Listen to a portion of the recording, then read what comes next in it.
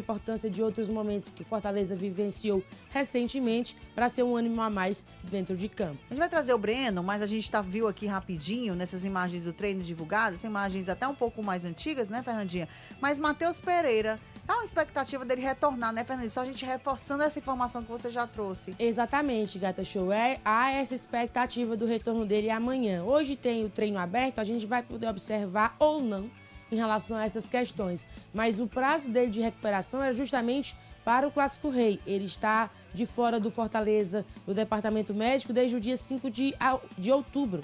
Ele jogou na partida contra o Juventude, que o Fortaleza venceu fora de casa, e aí foi desfalque contra Vasco, Cruzeiro, Flamengo e Santos. Desde então, ficou esse prazo pensando em mais ou menos 30 dias. Justamente amanhã faz 30 dias dessa ausência e aí ele retornando seria péssima, importantíssima dentro do meio de campo tricolor. Denise, essa informação que a Fernandinha traz levanta talvez a possibilidade de um debate em relação ao meio campo titular do Fortaleza. Mas antes eu trago aqui também um outro parênteses. O Palermo, desde o momento da chegada dele, falou que ele preza muito por colocar em campo jogadores que estejam 100% fisicamente. Né? Teve até um momento em que o Lucas Sacha estava ali voltando de lesão. Existia a informação que ele já havia saído do departamento médico, mas não jogou em uma determinada partida justamente porque o Palermo disse: ele não estava 100% e eu prefiro não colocar o jogador nessa circunstância. Agora, se o Matheus Pereira tiver realmente à disposição e for relacionado, existe um debate sobre qual deve ser o meio de campo titular do Fortaleza. Qual seria esse debate? Porque, por exemplo, o Lucas Sacha, ele é titular, eu acho que incontestável. A torcida do Fortaleza concorda, a gente concorda com isso também. O Pierre entrou muito bem no time do Fortaleza. Ele fez uma baita partida contra o Flamengo. Contra o Santos ele também foi bem. Estava ali na marcação do Neymar. Acabou sendo substituído no segundo tempo porque aparentemente estava cansado. Mas ele estava fazendo boas atuações. Foi um jogador que mereceu essa entrada no time titular. A gente, naquele determinado momento, né, colocou essa comparação. O Rodrigo estava recebendo oportunidades e o Pierre não. A gente estava dizendo, puxa, o Pierre fez muito mais do que o Rodrigo, então merece essa titularidade, já que o Matheus Pereira está lesionado. Então já existe essa disputa. Você mantém o Pierre ou você coloca o Matheus Pereira de volta para o time, tendo em vista que, quando estava à disposição, o Matheus Pereira era um dos principais jogadores do meio de campo do Fortaleza. Sim. Existe uma outra possibilidade também que a gente pode pensar. Pochettino está suspenso, não joga, e o Matheus Pereira poderia ser deslocado, quem sabe, para jogar como meio atacante. Só que isso já aconteceu em um determinado momento, no jogo contra o Juventude.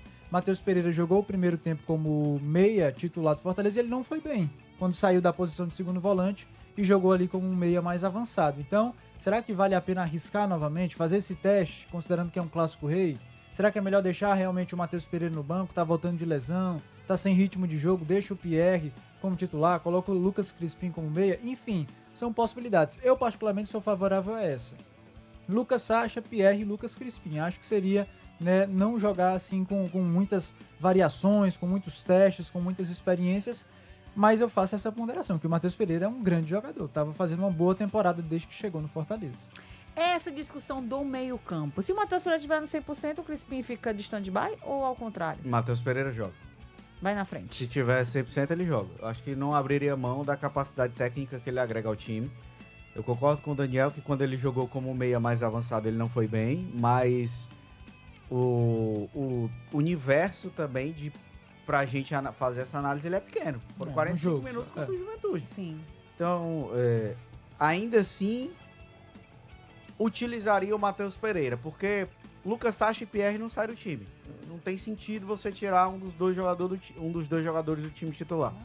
E o Matheus Pereira é um cara também que você não deve abrir mão da capacidade técnica que ele entrega. Ele é o cara do passe, da visão de jogo, que encontra passe entre linhas, que tem uma bola longa qualificada. Ele é um jogador que pode cadenciar quando necessário e acelerar quando o jogo pedir isso. Então ele é o cara que dita o ritmo no meio de campo. Não abriria mão de ter esse jogador. Se ele estiver bem fisicamente, se ele estiver 100%, se ele estiver em condições. Se o Matheus Pereira não tem condição de ser titular, ele joga no máximo ali 20, 30 minutos. Aí ele vai no banco e a conversa é outra. Aí o Crispim pode entrar, a gente pode ter o debate sobre o Luca Prior, apesar de que o Luca Prior, desde a chegada do Palermo, ele perdeu muito espaço. Mas você tem outras opções, o Guzman, tem outras alternativas ali pro setor. Mas se o Matheus Pereira estiver bem, eu não abriria mão dele, porque ele entrega tecnicamente características que outros jogadores não entregam. Então é muito importante você ter nessa ideia de jogo de um Fortaleza que vai querer atacar o adversário, que tem a necessidade do resultado, que vai precisar propor o jogo em determinado momento, você precisa ter um cara que tenha qualidade no passe e dinâmica para fazer o meio de campo rodar. E ali no ataque continuaria a mesma coisa, né? Com o Herrera, Breno e o Adam Barreiro. Eu tenho dúvida. Tu tem dúvida? Tenho. Porque se o Moisés estiver bem, o Moisés é titular do time. Aí tira quem? O Herrera? Eu tiro o Herrera. Se o Moisés, acho que o Fortaleza tem preparado o Moisés, ele tem jogado minutos de maneira paulatina, de maneira gradual, para chegar bem. Aqui é uma visão de quem tá de fora, para chegar bem no clássico. O Fortaleza tem utilizado o Moisés para tentar não estourá-lo. A Fernanda pode trazer mais informações, mas ele tem jogado entrando no segundo tempo, jogando alguns minutos em algumas partidas, de maneira gradual, de maneira devagar e tal. Mas esse clássico, ele exige algo a mais. Ele exige o que o Fortaleza... Cara, a gente tá falando do jogo da vida do Fortaleza no campeonato. Esse é o jogo mais importante do Fortaleza no campeonato. Se duvidar, o jogo mais importante da temporada. Do ano. Se o Fortaleza não ganha do Ceará, se ele perde ou mesmo se ele empata, a depender de outros resultados, ele pode ver a distância para a zona de rebaixamento e para 8 pontos. Isso é algo catastrófico pro lado do Fortaleza. Então esse é o jogo da vida. Pro Fortaleza seguir vivo, claro que matematicamente ele não vai ser rebaixado nessa rodada. Mas para ele, até do ponto de vista anímico, de confiança, de moral, de dar uma reenergizada, de chancelar esse momento de ascensão que o Fortaleza está passando, que o time contra o Cruzeiro já no segundo tempo foi bem, venceu o Flamengo, jogou contra o Santos para ganhar o jogo, empatou fora de casa por um lance fortuito ali, que saiu o gol do Santos do empate, a bola, um cruzamento, desvia no Bruno Pacheco e entra, mas o Fortaleza jogou para ganhar o jogo. Então olha quanta coisa tem em jogo, quanta coisa tá na mesa, o que vale essa vitória pro Fortaleza. E o Moisés, ele é o melhor atacante que o Fortaleza tem no seu elenco. O Breno Lopes é quem vem no melhor momento, é quem vem jogando bem, etc e tal, mas por serviços prestados, por quem já fez, claro que eu tô tirando o Lucero aqui dessa conta, eu tô contando os atacantes de lado de campo, o Lucero que já fez muito pelo Fortaleza também, mas que nessa temporada vive uma draga, não tá jogando nada. O Lucero não é só a falta de gol, o Lucero não consegue dominar uma bola, minha gente. O Lucero não consegue dar passe de 2, 3 metros. É incrível o que aconteceu com o Lucero nessa temporada. Mas o Moisés, ele é uma peça importantíssima.